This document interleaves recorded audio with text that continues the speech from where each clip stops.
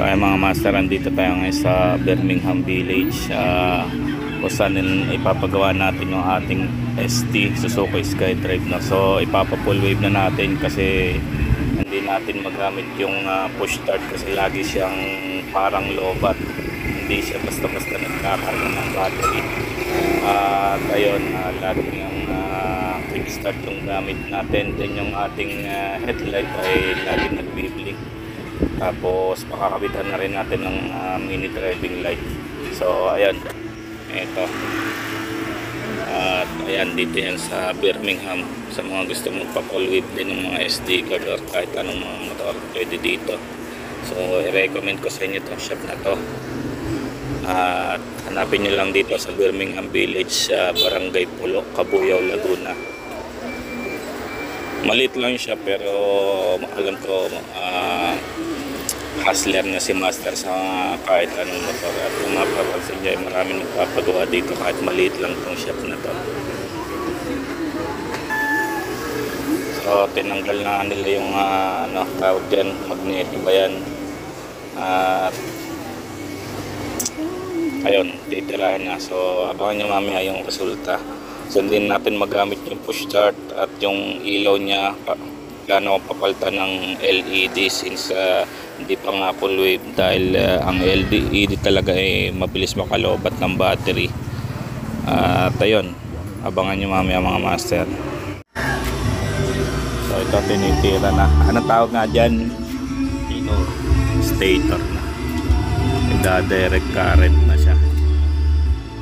Si boss ang titira ng ating So recommend ko sa inyo itong shop na to, no? Sa kanya ko lang pinagkatiwala yan, although marami naman tayong kakilalang mekaniko, pero dito tayo.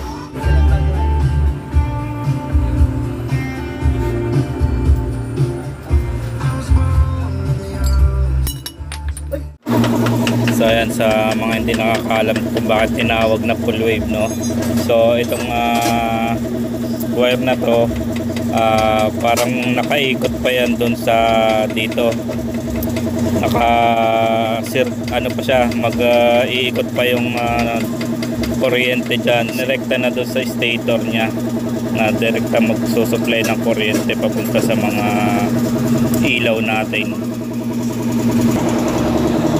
So ayun, na gawa na ni master yung stator na at nililinis lang ng konti yung gasket na pinagtanggalan at ikakabit na rin. At habang kinakabit nga ni master ay tinitira nung isa niyang kasamahan yung ating mini driving light na pinakakabit din. So may mini driving light tayo kaso medyo local siya, no? Yung mumurahin na mini driving light na walang fan at hindi siya waterproof. So expected na natin na hindi tatagal yan kasi mamurahin lang, almost 100 pesos lang yan na mahigit. Pinakabit na rin natin kasi pinalagyan ko na rin ng fuse at ng relay para in case na bumigay agad yung mini driving light natin, kahit ako na magpalit ng original na mini driving light. So yan mga master, nakakabit na yung ating stator at wirings na lang ng mini driving light. Tapos papalitan yung charger ng 5 pins. Ayun, check ulit natin mamaya.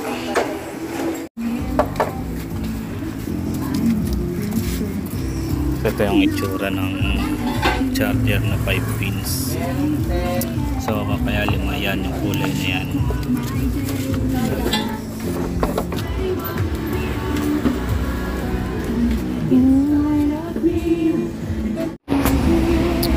So ayan mga master, okay na, naikabit na yung bagong charger.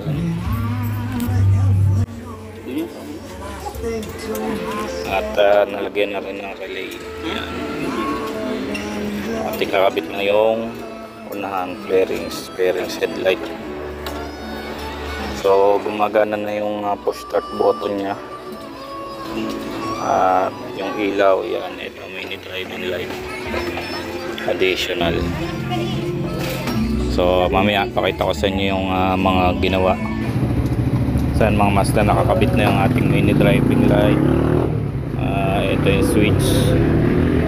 At yan, mamaya testingan natin yung mini driving light natin. So ikinakabit na lang yung pairings.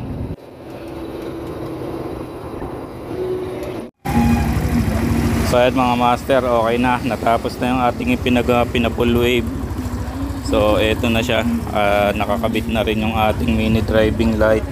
So kung mapapansin nyo, wala na siyang blink blink, no. May problema pala yung battery natin, medyo nasira na, ayaw na siya talaga mag charge. At ito, okay na mini driving light, nakabit na ng switch, full wave na.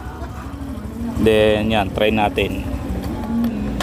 Nagana na rin ang push button. Ayos, ayos. So dito lang yan sa Birmingham, likod ng basketball court.